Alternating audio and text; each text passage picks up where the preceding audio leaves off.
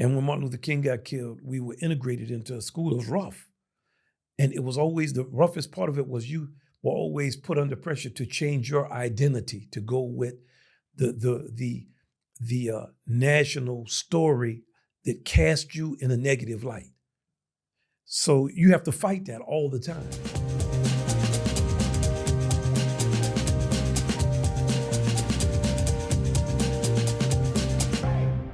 Hey, I'm Zack Newmark, and you're with Damn Yankee, the show that brings you all of the best entertainers, performers, musicians, comedians, authors, and artists based here in the Netherlands and those traveling through the country. Today, we're joined by Wynton Marsalis. Born in New Orleans to a musical family, he was gifted his first trumpet when he was just 6 years old by famed band leader Al Hirt. He hit the road with his own band by age 19 and has been touring the world ever since. From 1980 to date, he has performed 4,777 concerts in 849 distinct cities and 64 countries around the world, even despite his fear of flying. Marsalis is the winner of 9 Grammy Awards, and his oratorio Blood on the Fields was the first jazz composition to win the Pulitzer Prize for Music. Wynton is the artistic director with the Jazz at Lincoln Center Orchestra, which tours extensively around the globe, and he has chosen to spend some time on his day off here at our studio in Amsterdam. Wynton Marsalis, thank you so much for joining us. I can't tell you how excited I am that you're here because I just had this incredibly unique perspective on your show last night, the sold-out show at the Concertgebouw in Amsterdam, and it was just so cool sitting there because you're really a lot lower than the stage. And I got to sit 7 rows back from your piano player, just with this kind of clear look through the music stands at you, at least depending on where your drummer's sheet music was. And what I saw was a guy who was bouncing around in his seats, enjoying the music, jamming to the music. But it reminded me a lot of how you described your father and your father's friends when they were sort of sitting around the kitchen table when you were growing up.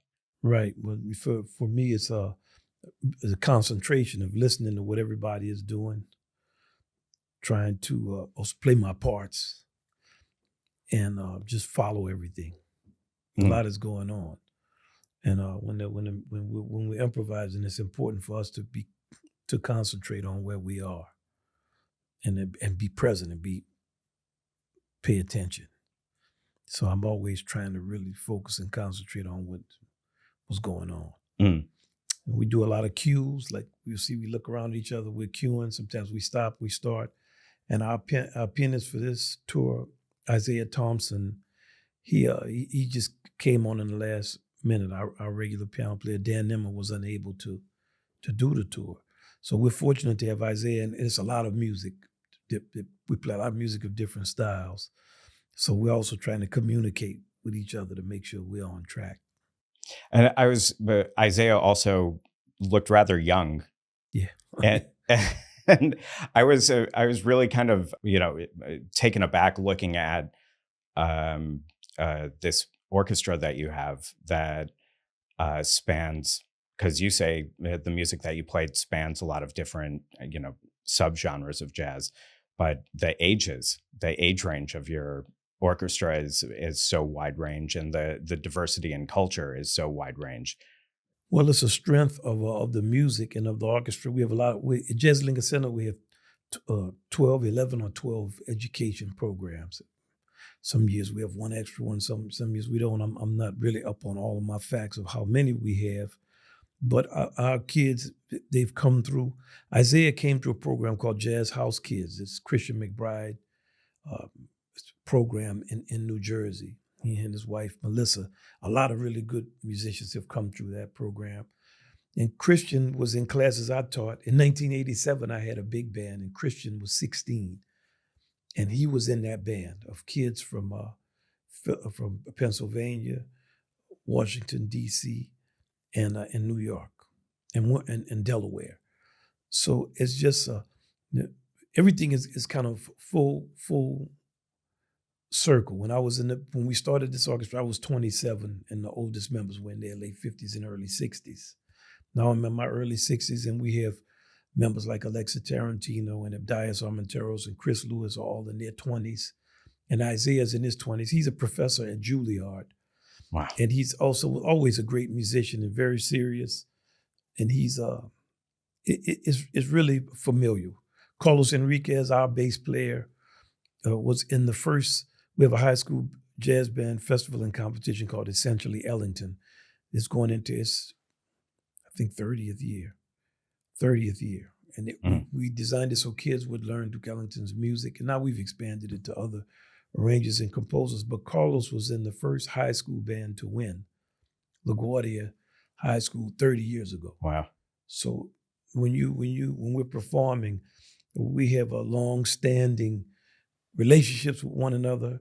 And all the original Ellingtonian members that were members of the Jazz Lincoln Orchestra, of course, they passed away. Mm-hmm. But we've always had that type of range and diversity, and I'm sure it will continue. Whether you've lived in the Netherlands for years or are getting ready to move here, the best time to learn the Dutch language is right now. Learning Dutch with the Delft method at Nedles is extremely effective because you start speaking the language from the very first day, actively putting the vocabulary you learn to good use. Nedles offers courses at all levels, both online and in person, at their location right here in Amsterdam. Their experienced teachers are specially trained in the Delft method, which combines studying a piece of text at home and then using words from the reading material in conversations during the next class. Students often say they feel supported at Nedles and praise the teachers for creating a safe space where they can overcome their fears of making mistakes. They also specialize in helping long-term immigrants, like me, tap into the passive knowledge they have about Dutch so they feel more comfortable speaking and writing in the language. Dutch classes begin at all levels on a rolling basis, so sign up today and save 10% using discount code PODCAST. Find out more at nedles.com. That's NEDLES.com. Nedles, Dutch for internationals. There was something else that I noticed last night during the show. As I, like I said, I was really kind of had this direct sight line to where you were sitting, because for the people who don't know, you were sitting in the back row, in the center, the drummer to your right, to your left, another trumpet player. And I noticed how sort of you went from kind of, jamming around at some points to this really sort of intent focus when people were doing their solos. And I noticed also that the way that you responded to the solos was different in different cases. And I saw only one time, I don't know if this is normal or common, but only one time did you actually give any applause with one of the solos. And it was, do you know who it was? Kenny Rampton. It was Kenny Rampton. And it was when you were playing Senor Blues. You observed something, brother. It's unusual that I talk about the music and there's any observation of something that accurate. Like, I've been 40 something years. It's just, yeah. I could remember that. I could remember why that it was Kenny, but it doesn't mean anything extra. It's more about me and Ryan, the trumpet player that sits. He's our lead trumpet player. So we are in the trumpet section. We're following him all night, trying to play every note and play with him. In our section, Ryan Marcus and I have been in the trumpet section for 30-something years, a long time. And Kenny, even though he's only 15 or so years, but we've known each other a long time. And Kenny played very patient on that solo. Like, for us as trumpet players, we're always trying to figure out how can we just stay focused? For the solo that he played was very, he's just so patient for such a long time. A really good thematic development. It was very consistent all the way through. And that was it. Ryan and I. Ryan didn't clap. He's not demonstrative, but we both are listening a lot the same. We hear a lot the same, and it's difficult even to explain how it is. We all encourage each other to certain directions of our playing. Mhm. We all do it. And anyway, that's just what we do. But that's a good observation. I thought when you introduced him by name at the end of it, I also thought that he got the biggest applause break of the night from the audience. Yeah, we don't go by that so much. Like some nights people get the most applause. It doesn't mean you played the most. Right. It means your solo reached the people a certain way at a certain time. And we don't notice that so much. We do notice who gets applause, but sometimes some of the best solos don't get any applause. And Ryan, he has a funny thing. He'll say that. Sometimes you play, you don't get any applause. He's moving right along. So we go much more off the quality of what you're playing. Mm-hmm. But he deserved whatever accolades. But had he not gotten any applause, it would not have made a difference. Yeah. In the long run of, because sometimes even the audience not clapping for something doesn't mean they didn't appreciate it. Mm-hmm. Like me clapping for him didn't mean he played better than somebody else who played. It's just, or if he claps for me, or we're always looking at each other and co-signing each other. And when we mess stuff up, we're like, It made me wonder a little bit how generous you are with your fellow musicians behind the scenes, with your compliments, with your with constructive notes, with constructive criticism, or with arguing. And do that all the time. I mean, they're that way with me.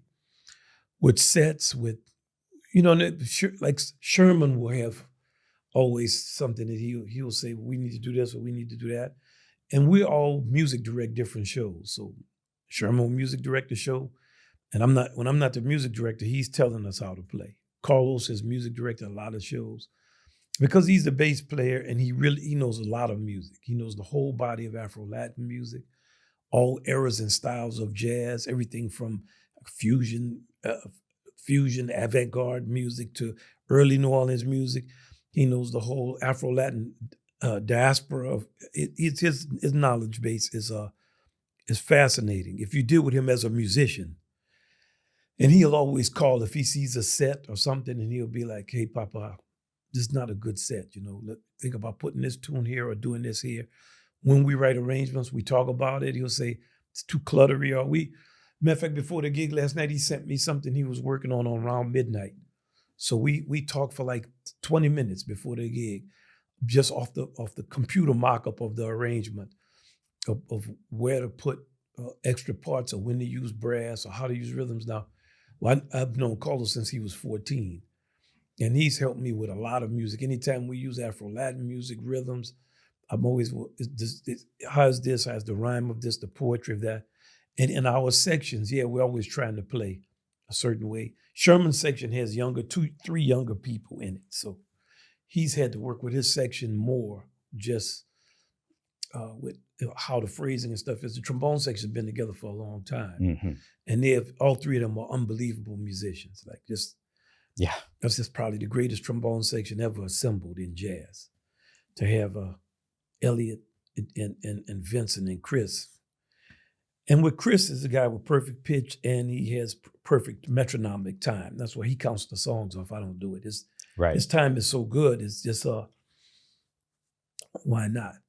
And we all have different skills. That's up to 4 or 5 people in the band have perfect pitch. And we're always talking with each other, complimenting each other, not saying what we need to work on in rehearsals. We've been playing together so long. For us to get better, we have to be focused when we're playing. Mm-hmm. And we have to take pride in little things like when notes cut off. Is what we love in our trumpet section about Ryan Kaiser's our lead trumpet. Is sometimes he'll just play a whole note. Ooh, and it'll be so beautiful and whole, and he'll finish it with it's just a very nuanced way of playing. And there's never been really lead trumpets very difficult to play with the type of nuance of a soloist. Mm-hmm. But he's also a great soloist. You heard him play Stardust. Right. And with the type of harmonic sophistication and nuance he plays with, he brings that to playing lead. And his time is really good. So we're trying to find each other every night. And for all the gigs we've played, it's still fun. Even last night at the end of the gig in the trumpet section, we always say, yeah, man. Or me, I always hit Ryan on his leg. I always say, yeah, man, okay. There's another one. It's a pleasure just to kind of focus and attention. When you guys did Stardust last night, I couldn't help but sing the chorus in my head. And I know if somebody had looked over, they would have seen me mouthing it, right, singing about the nightingale. right. Right.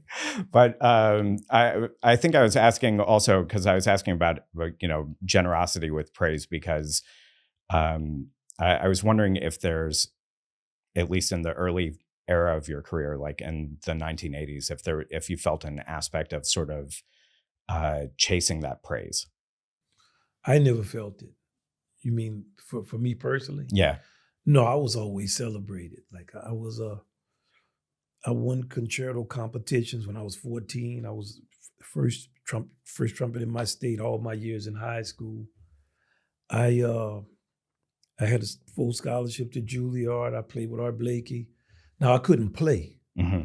And my daddy is a jazz musician, so I was always around the musicians. And the older musicians, they only respect playing. And I wanted to learn how to play. But in my generation, I wanted to play. Whereas we grew up playing mainly funk and pop music, and that wasn't jazz. So I was trying to figure out how to play like a jazz musician. So necessarily when I was with Sweets Edison or Clark Terry or Jerry Mulligan, any of those musicians, they were gonna act like I could play. But because I came from the culture, I wasn't looking for praise for not being good. I mean, I heard you give an interview or answer. Actually, it was a masterclass, I think, where you were answering a student's question about this. And, you had won 2 Grammys. Yeah, my daddy said, I hope you don't think this means you can play. Right, which is real because people winning awards all the time. It doesn't mean you can play. Right. Like playing is playing. It's like Jerry Mulligan, the first time I played with him, it was in Seattle. I was 18. George Wein, who was the founder of Newport Jazz Festival, I knew him also since I was 13 or 14.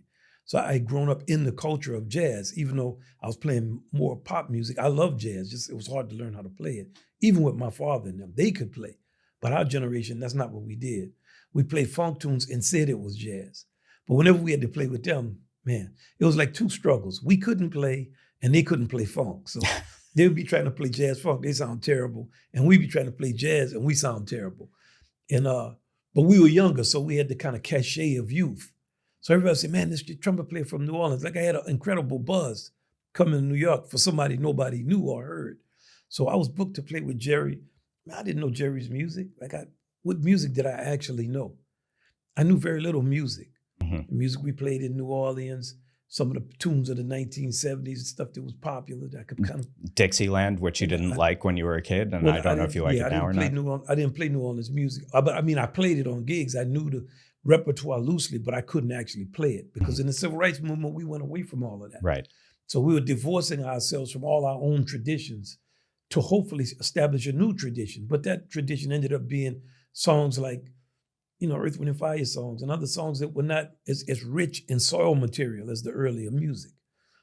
So I played with Jerry and he saw me, he was happy immediately. Oh man, it's the kid from New Orleans. Man, do you know this? He started asking me if I knew songs. Man, I didn't know any of that stuff. So, but I was the songs we played mainly were like, minor keys, a funk song, E minor or something. I'll figure it out, I'll hear it. So I was like, yeah. And when we started playing, man, there was no way in the world I should have been up there with him. Mm-hmm. So he's tall. So he was looking at me and he noticed immediately, wow, this guy can't play. So we're on the stage in front of people, man. We have like an hour to go. And he was just looking at me like, damn, you can't play. Then about the third tune, he was like, you can't play at all. But we were there. So when we finished the gig, playing the counterpoint, knowing his music, knowing the changes of songs, I didn't know any of that. When we finished this, he looked at me and he was trying to decide, what am I going to tell this kid? I don't want to just crush him. I want to, but I don't. So he looked at me and he talked to me like I was really a child. He said, somebody's got a lot of little practicing to do. And, it was more, my relationship with the older musicians was more like that, playing with Art Blakey. It was more like familial, mm-hmm. or with Dizzy or with Sweets. And I was always around the musicians and the artists.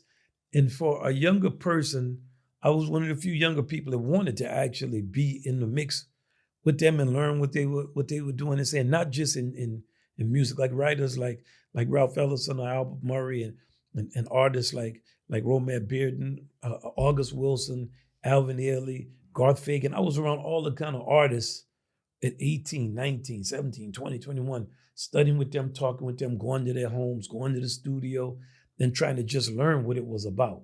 Is this because they knew you or because they knew your parents? And they didn't know me. I mean, the musicians knew me, like Dizzy, or I knew who I met when I was in high school, but somebody like Ralph Ellison, he didn't know me. I was calling him, and my friend was writer Stanley Crouch. He was always saying, "Man, let's go see Ralph, or let's go." And so then I would go see them. They didn't know who my father was or any of that. Mm. I mean, they were giants in their respective disciplines.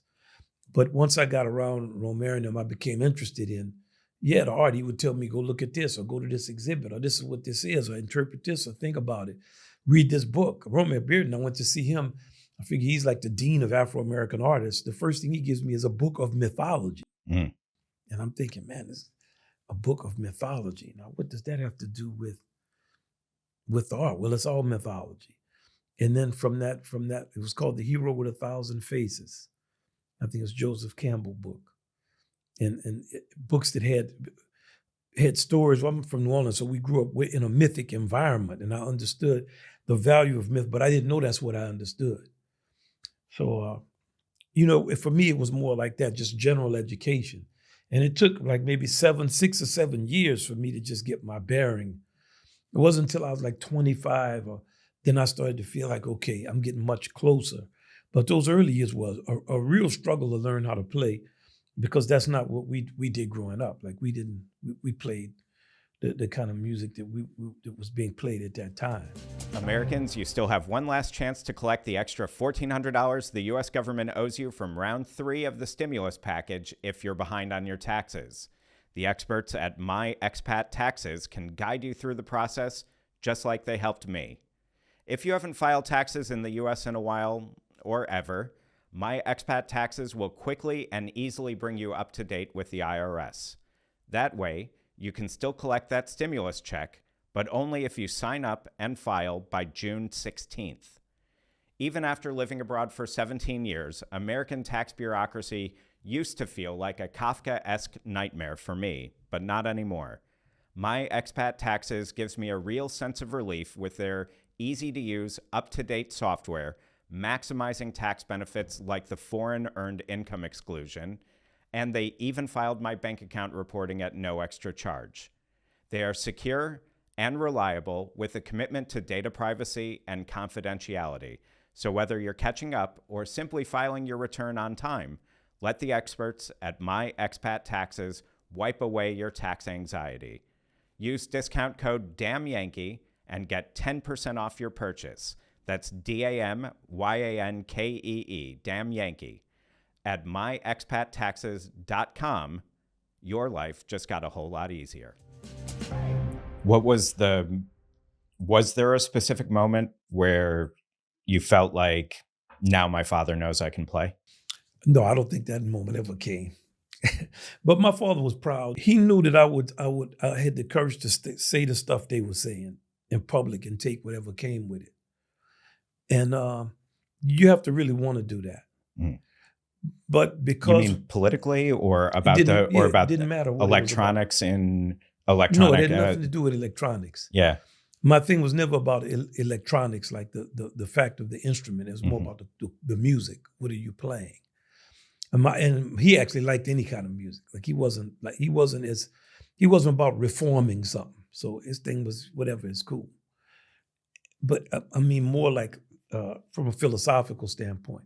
When you're in a philosophical system that's crushing you all the time in thousands of little ways, and you're being outthought, and your heroes and your way of looking at stuff is being replaced because you are being used as not as the mainstream, but as the counter lever, or as you're the opposition party. You're the minority. I just always wondered when how I'm gonna be a minority in my country? Like I'm not a minority. And when you were always sitting in classrooms learning the history it did not rhyme with your experience. and you are forced to always take the position of a fool, or of to act in not in your best interest. For kudos, then you're a good guy. Mm. But if you're in your best interest, you got to watch him. You always seen as subversive. It's always kind of like a black thing. It's subversive, but it wasn't subversive to me. And when Martin Luther King got killed, we were integrated into a school that was rough. And it was always, the roughest part of it was you were always put under pressure to change your identity to go with the national story that cast you in a negative light. So you have to fight that all the time. Mm. And it's not unique to Black Americans, right? Right. The unique thing probably is we had in that time more of a voice than a lot of people in those positions around the world have. And I was able to espouse opinions and do all these things and still play gigs. You could always be in the point where you can say what you want, but you're not going to work, or you're not going to. Nobody's going to book you. Yeah, I mean, that's just it. Whereas in my time, it was not that way. So I could say what I wanted, and I did. So my father always liked that, you know. He used to say, man, you're always wild. I was like that when I was young. It had nothing to do with music. Like I was getting in the street and fight or whatever it was. And that wasn't his personality. So he's very laid back and spiritual and not confrontational. Whereas I was more like my mama. And his thing was always, he liked when I would do some wild stuff. So I don't know that he ever thought I could play, but he liked the whole, you know, he liked all of that. Would it have made a difference for you to have heard your father's approval before he passed away in 2020? Heard him give express his approval? My father loved me, and he approved of me on so many levels and gave me so much confidence. And what I got from him and what I saw him do playing in rooms for no people for years, the type of belief and the struggles he had in his life with all the kids and no money and a brother with autism and a very contentious relationship with his wife that he just worked his way through, how he faced his different health liabilities before he got COVID, the way he faced that, the way he faced just, hey, you run out of time, not this life. My father never had to do that. Like I was at Tanglewood once. When I was 17, I had a scholarship. I went to Tanglewood, and my father was trying to come up and see me. He was trying to stay in New York so he could be in New York and set me up. So when I got there, I would at least have some type of infrastructure. But he had to leave the gig early, so he couldn't. But he came out to see us play with the Tanglewood Orchestra once. He got off the bus at the wrong place, from New Orleans. So he had to walk like 5 miles to get to wherever we were. And he did that. He was staying in the dorm with me. So it's so many things, with my father, the human things. You didn't have to fight with my father for approval or any of that kind of stuff. Like he approved of people. Mm-hmm. And he didn't, he had so many students and he taught everybody. And when Terence Blanchard's opera premiered in New Orleans, my father and Roger Dickerson, who was his best friend, who was Terence's composition teacher, called me. And he talked for like an hour and a half about what he heard in the opera. Man, and the cat did this, and then the cat did this. My father's genuine excitement about all of his students and what they did and what they played. And he was a certain type of man. I never had to feel anything about that, at all on any level. He was absolutely. Before the last conversation I had with him before he died, we were both reading the Frederick Douglass book, David Blight's book. So I got to the end of it. So I said, man, you want me to? For some strange reason, I started to go through like his history, like all the people, the bands and all the people that I saw. And one person, bass player, I got wrong. It was a bass player, Julius Farmer. I said, man, then in the 70s, Julius Farmer. He said, man, that wasn't Julius Farmer. That was a cat named Trees, right? So he knew who everybody was. And then I said, you want me to tell you what the end of the Frederick Douglass book is? He said, no. Why would I want some shit like that? And then that was basically it. So no, it wasn't like that with me and him. He called me before and asked if he could get all the scores, maybe 2 months before he passed. he wanted to get all of the scores of my symphonies I had written, 4 of them. He said, because he and Roger Dickinson, were going to sit down and go through those scores. So, you figure, man, it's 2 80-year-old guys, 84, 88-year-old guys, they're going to sit up and wade through all of those scores. Like, they come from a different breed. It sounds like it's like a whole different, thousands and thousands of notes in that. It's amazing. And they would do it. Yeah. And with that same enthusiasm, like the way he talked about Terence's opera and how cute he was about what everything was, and the pride he felt about it, and love and joy. We come more from that kind of, or Wendell Pierce, the actor. Yeah, also from New Orleans. We're like right? brothers, So my father, man, I saw Wendell in this. Or I saw this interview. Wendell was doing this. Or Harry Connick, man, Harry was on TV and he did this and he said that. You got to see him on American Idol, man. They're gonna run him off the show because he knows too much about music. On and on and on. There was a certain type of. I could go on and on, man, about my father and them. Him and our other teachers had a love for us. We didn't have to go through all of that kind of stuff. What was your relationship with your mother like? My mother was difficult as a person. She had a very difficult life. She's very poor, and she had a lot of challenges, right? She had some mental health challenges. I mean, 3 times in my life, my mother was not, she had left home. She had to just go get her mental health together. But she was extremely intelligent. And I think just the level of my mother's intelligence made her understand much more about the situation, the cultural and the social situation. So I'm much more like my mother in the pieces that I write and my concerns. And my mother was always a feminist. She was always a person who fought for civil rights. And she didn't play around. And she could do all my chemistry homework. Man, my mother was something. But we struggled, as many of my brothers, we struggled. Because she was a woman with a lot of pride, and she had struggles. But at the end of the day, too, with my mother, there was no question of how much she loved us and what she put into us and the time she spent on stuff. But my mother, more than my father, had an artistic sensibility. Whenever I had a real problem, I would always call her and get her to. I was writing a book and I wanted to say something about Buddy Bolden.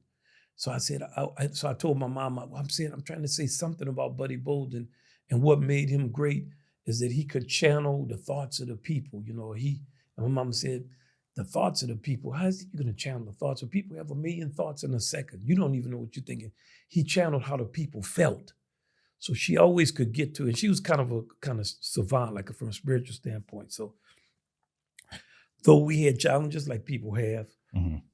I could identify with my mother's struggle because her life was very difficult.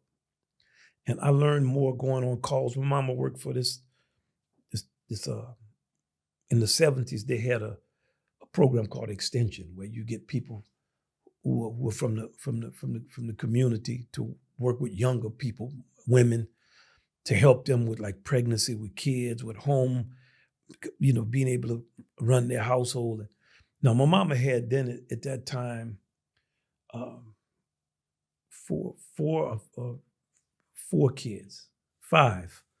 And my last brother was autistic. We didn't know he was autistic yet. Right. We never heard of that. And she would go, I would go with her on these calls to people's homes. And when you see how she would talk to people, it was always with so much humanity and just, sometimes you go in her home, man, it would be so filthy in there. Be people with a lot of kids, and my mom would tell them very matter-of-fact things. Like I remember the one house we went into, the house was so filthy, roaches in there. I was like, damn, how we going? And she would make me sit down in there. There's a lot of kids around. She said, she told the woman, she said, wow, it's like 7 kids in here. And she said, are these all your kids? That's a young woman. This woman maybe 24, 25.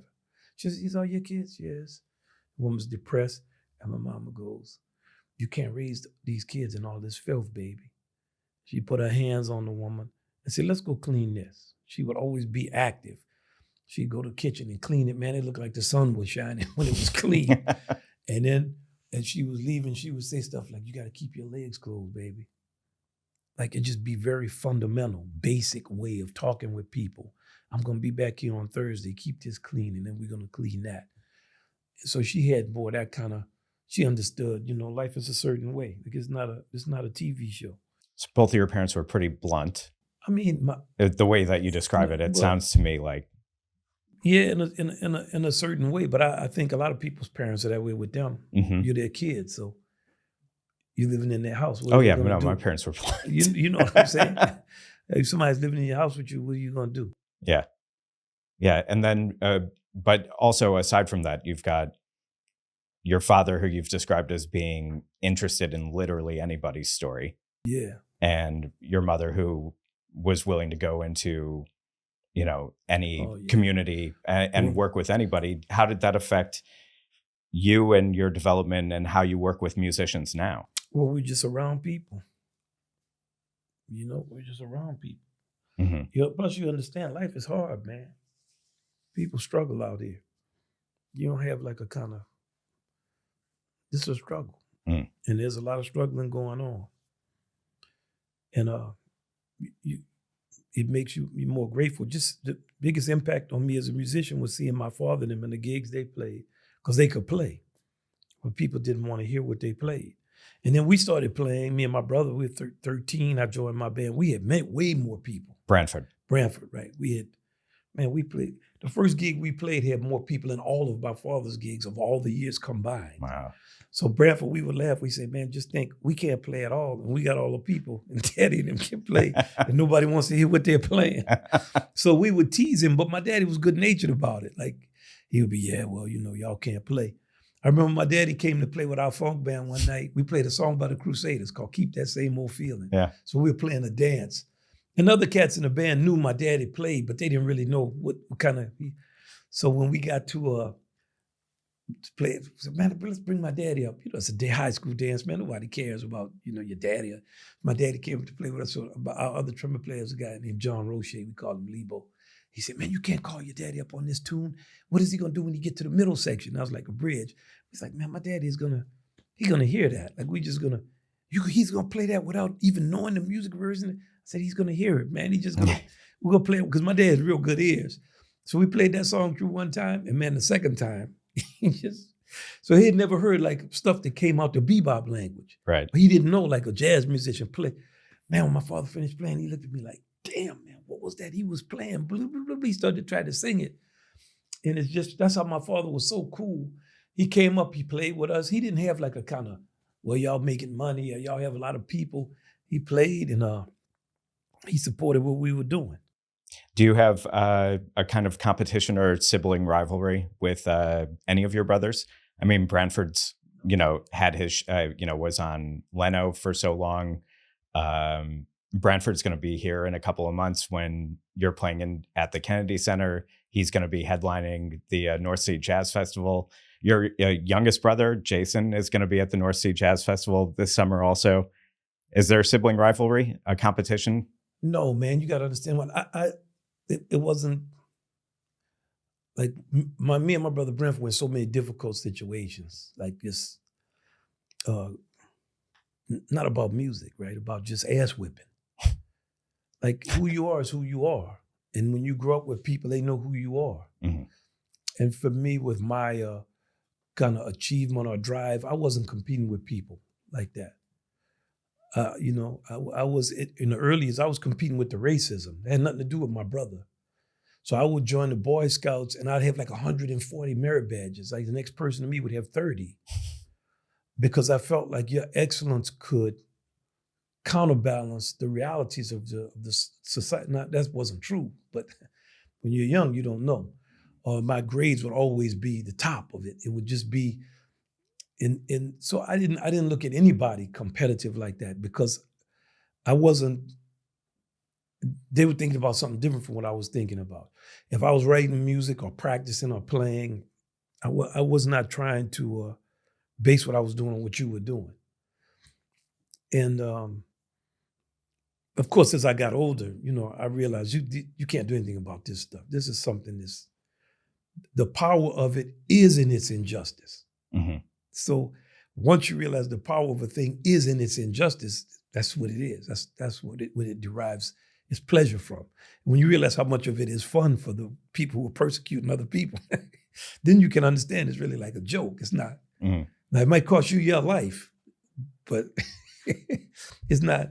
So I have to go back away from how I thought as a kid. Mm-hmm. So I was such a weapon against the society where my brothers didn't even look at me like that. They were like, this guy is going to fight against this. Mm-hmm. He's going to do that. And it's a lot of times in the media, they would write stuff, but the reality of it, no, man, I was always so celebrated so early.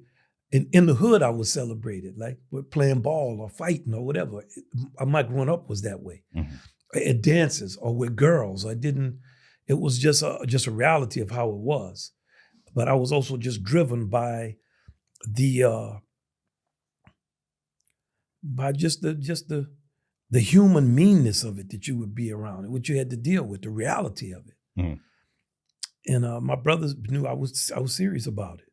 Is that the reason why you express so many themes about democracy, about your last album is about that, but also the album before that you describe as being a satire of the American system. Not just the American system. The man says in the thing, this game has been played across time and space. It's not relegated to any place or race. It's just a universal humanism, but it's why I'm also attracted to the mythologies and the central teaching of the religions, which is basically understanding of the oneness. Am I my brother's keeper? Yeah, you're your brother's keeper. Mm-hmm. So I was always attracted to those things when I was younger, as a kid. Just 8 or 9, 7 years old, I was attracted to it. What does it mean to love people? Or what does it mean to? But I was always, as I grew older, just disappointed that I couldn't bring enough to bear to create the type of change I wanted to see. Mm-hmm. So that was the biggest source of frustration during my 40s and 50s, I think. Now in my 60s, it's different. It's just, you start to, I'm not going to say gear down. It's not you gearing down, but you start to just understand the length of the battle. It's not, universal humanism is a long, hard fought ground. It's not, you're not gonna solve that. You're just gonna be a part of the battle. It's a fight worth fighting. Well, if you think it is, yeah, it's very personal. I want to read something that you wrote in your book about 10 years ago. You wrote, "When I started learning about jazz, I wasn't into any kind of art. I had no idea it could have a practical purpose. Now, more than 30 years later, I testify to the power of art, and more specifically jazz, to improve your life and keep on improving it." I'm wondering if you still feel like that. Well, that's undeniable. The music is great. Like, that's unquestionable. So it's you may not be dealing with anything, but it's not like what Duke and Louis Armstrong, those kind of musicians, what they taught the world, that will remain. It's thank the good Lord it's recorded. Mm. And now due to the kind of platforms we have, fantastic. You have access to so much more music. And the music is it can do a lot for you if you take the time to listen. My father used to have a funny saying. He said, the problem with jazz is you have to listen to it. Right. You also wrote a lot about the political power of music as well. And you've spoken about that a lot as well. And here you're coming back to the States. Your first concert in the States is going to be in Norfolk, Virginia. Are you concerned about what kind of America you're going to return to when you fly back home? Once again, do you think that America, I was born in 1961. Do you think the America of 1968 was different substantially from the America of 1958? All the people who were alive in 1950, did they die by 1968? Mm-hmm. Like, there's a thought that people's lives are being lived in accordance to dates, or one occurrence happens. It's not I've been traveling America for 44, 45 years by car, largely. So do you think it's going to be less segregated? It's going to be more segregated than what it's been? Different people are going to be in different houses. Education systems are going to be different. The highways are going to be different. There's going to be militias out on the street. Mm-hmm. No, I don't think it. I don't think it's going to be militias on the street. No, I don't think that. Now there may come a time that happens, but this same stuff is going to be on the radio. The same teams are going to be playing. There's going to be the same struggles that we've had and not had. I've been in the struggle for that whole time. My parents were in it, and other people's parents were in it, of all races. So I've played in Norfolk, Virginia many times. Mm-hmm. I've driven through Virginia. Man, that is a long state to drive through from when you go from south to north. That in Pennsylvania from east to west. Those are two of the longest damn states. You don't realize it takes you hours to get through it. And there will be people at it I've known for. Rob Cross is there. Okay, so he's a white American I've known for a long time.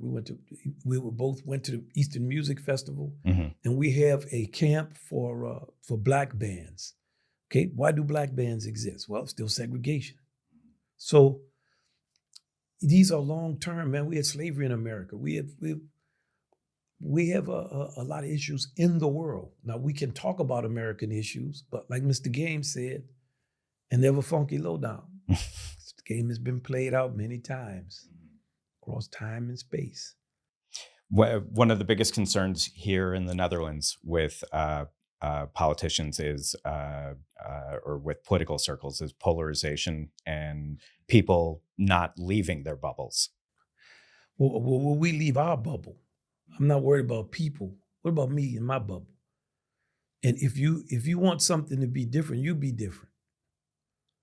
Talking is easy. Mm-hmm. Right? And then when time passes, you can say anything you want. You can invent a reality. What's the French philosopher Baudrillard, the simulacrum, and yeah, you'll get to the point where people are fighting a battle in the name of Jesus. Right? Just you can't think of anything more absurd than that. And the cross is on the shield. Or you'll have a person who gave a vow of poverty, whose church gives a vow of wealth. Okay, these are things that play out across time in all of these cultures. To get to the essence of points and to ride that essence and to keep your mind focused on it, it takes a lot of discipline. And when there's a lack of leadership, which means a lack of discipline, a lack of courage, and a lack of imagination, it's difficult. Mm-hmm. The internet has made it easier for people to become victims to propaganda. And we always have been that. You can go back to wherever you want to go back to. Mm-hmm. And you will find, here's an example of some propaganda. And that we have to all try to educate ourselves all the time and argue our points and hone our skills and get in the public square and get off our devices and be in front of people. The one advantage we've had playing jazz and being in cars, we're always in front of people. Always talking to people. Mm-hmm. And it's important that the community has become much more important to be in front of people. You talked about how you like to remain present and in the moment during your shows. Be present. Yeah. I saw 3 different times last night somebody take out their phone and try to shoot a little bit of video and then get tapped on the back of the shoulder to put their phone down. It was the first concert that I've been to in at least 3 years, I think, where everybody in front of me didn't have their phone out in front of them. I hate that video phoning and all of that. I don't like all of that. Because when you get in the communal space, it's let's be in the space. That's what I always liked about jazz and about classical music. Even classical music forces you to sit down for 45 minutes, an hour and a half. A Shostakovich symphony, you have to sit there and listen to it. It forces you into a state of concentration, or you can just go to sleep, which is your prerogative. But that's an expensive rest if you pay for a ticket. And in jazz, even though it's not the same because people are making noise a lot of times if you're in clubs, but still a communal nature of it. Like even being in clubs for so many years and playing, even with the small group of people that my father and them had. And one day had 2 years where they had people in a club called Lou and Charlie's in the 72, 73, you know. And that was such a hip scene, like integrated, and it was unusual in New Orleans to have that kind of, the feeling of the people in the clubs and the many clubs I played in subsequent to that, you know, which is thousands. It was just the feeling of people in a space and being with each other. And I never give up on it because community is an essential of human life, and we'll come back and we'll find it. The shiny new object is always something, but we'll figure out at some point these robots are not superior to us because they're not designed by anything superior. Mm-hmm. But it'll come at a price, like things always do. Mm-hmm. Calling your show or your performances communal in that way, and you've also said about you've also written about how performers need to take in mind the perspective of those who are listening to their music as well. I noticed last night that one of the songs that you guys played, that your orchestra played, you said was in the style of Chet Baker. Yeah, and Jerry Mulligan, Chet Baker, yeah. Yeah, and did you pick that because you were in Amsterdam?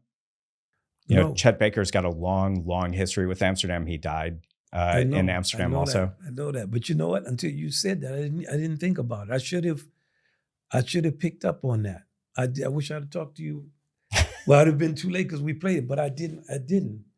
I wish I had made that connection, to be honest with you. I really picked up that piece more for Jerry.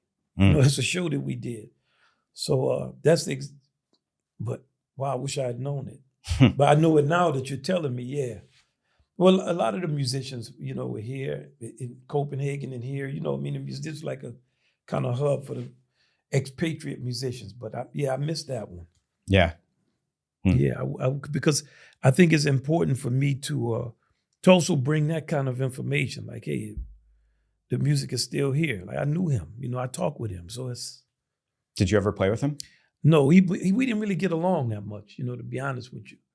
But I still respected him. Mm-hmm. Didn't get along because of difference in age, his history with drug use. No, I never messed with, man. Everybody was high in the musicians in the era I grew up in. We don't deal with people on that level. Just the views that I had about America and the racism and all of that. You know, I mean, I was talking about it then in the 80s. You know, a lot. It still need to be talked about, but just not by me. Mm-hmm. The younger people need to figure out how they feel about it.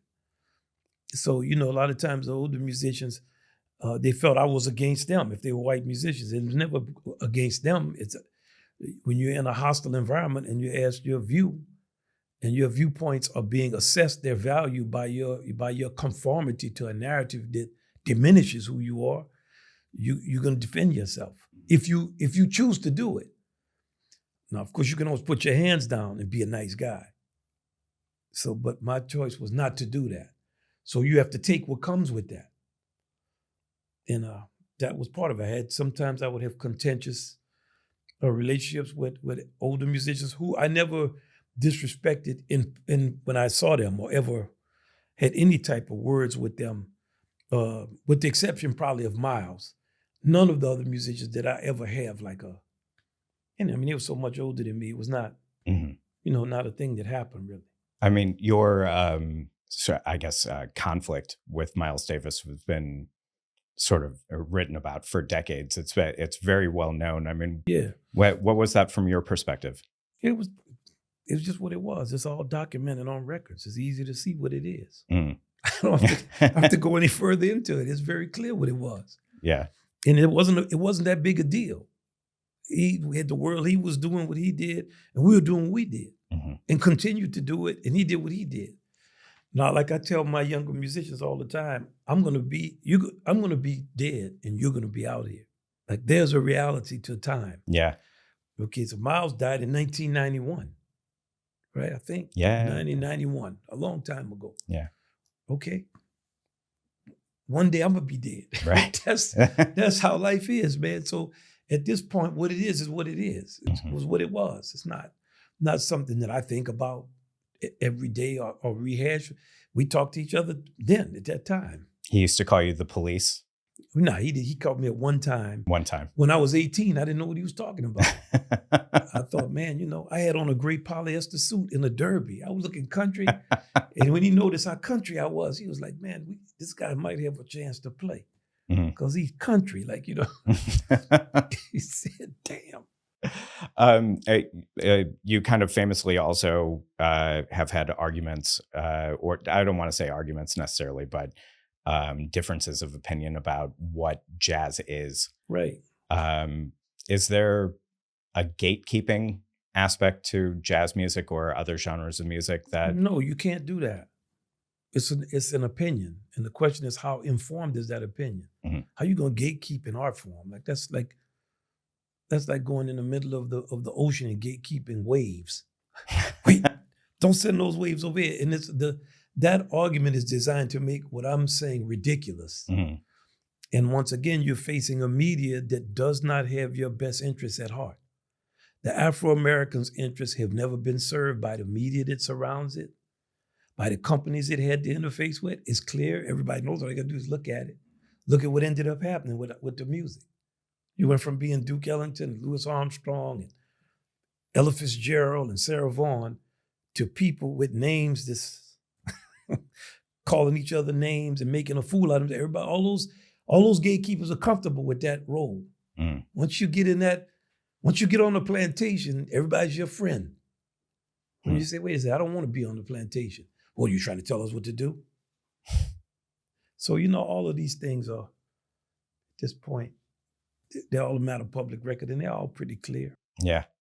And how are you different now than you were 40 years ago when you talk to musicians? Or, is it a debate with other musicians, or I never debated with them. Is it just a conversation about? I never debated with them.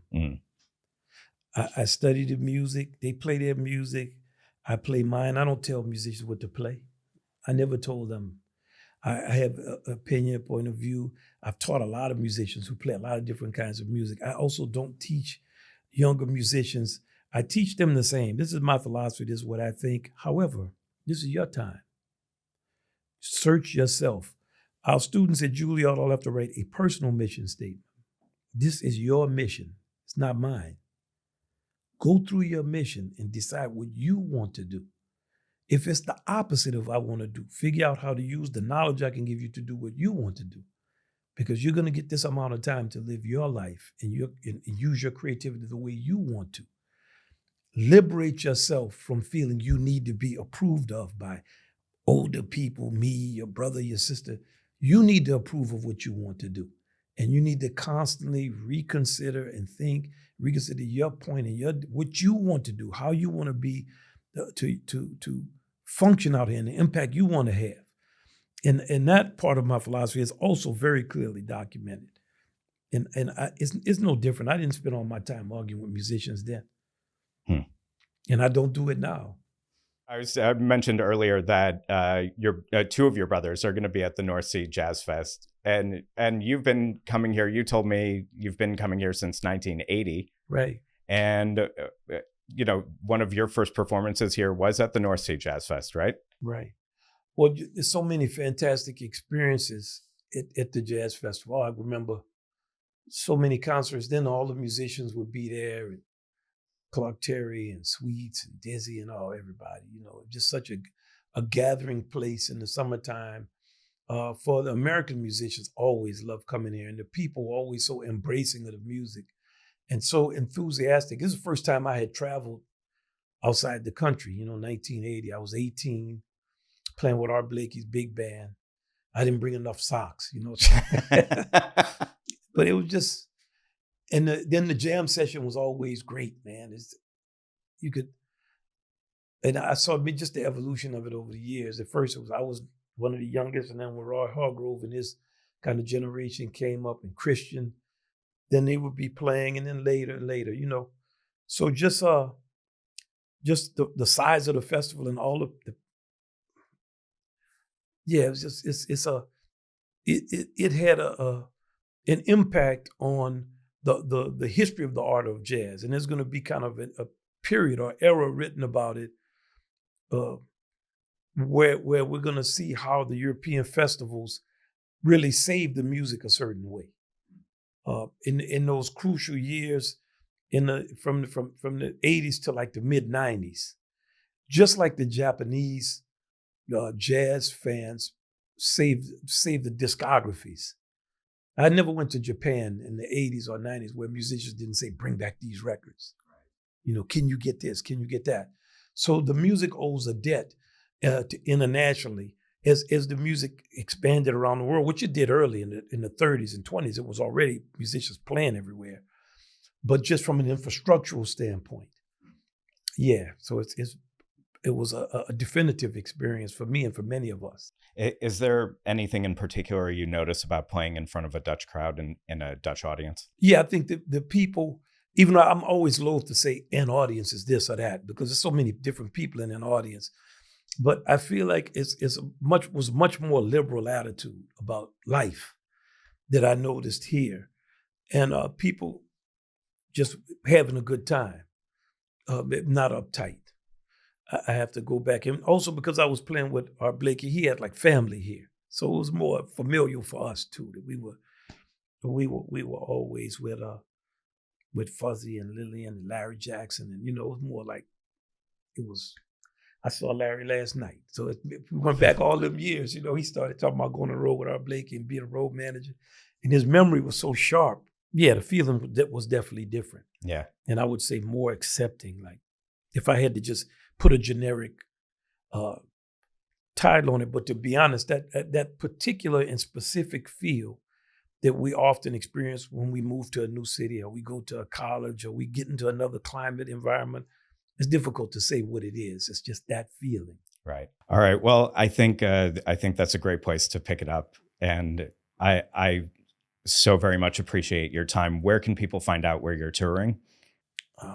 And your shows? Is it jazz.org? Jazz.org. And that's it. Please come back. Man, come on. Come back to Amsterdam. Thank you for coming to the show and observing all the stuff you did. It's fantastic. It's been a pleasure. It was an amazing show, and seeing the names of all those classic composers. There are about 15 names of different composers written around I love it. The theater, and then seeing you up on that stage. Dvorak, I like the people up there too. Yeah. Well, it was great. Thank you so much. Man, thank you. It's awesome. Great. Damn Yankee is produced in partnership with NL Times, the top choice for English language news from the Netherlands. Founded nearly 15 years ago, NL Times grew to become the #1 site for information about this country, featuring more news stories every day of the week than any other website. Keep tabs on the latest top stories and breaking news from across the entire country, not only in Amsterdam, Rotterdam, and The Hague. Find out more at nltimes.nl.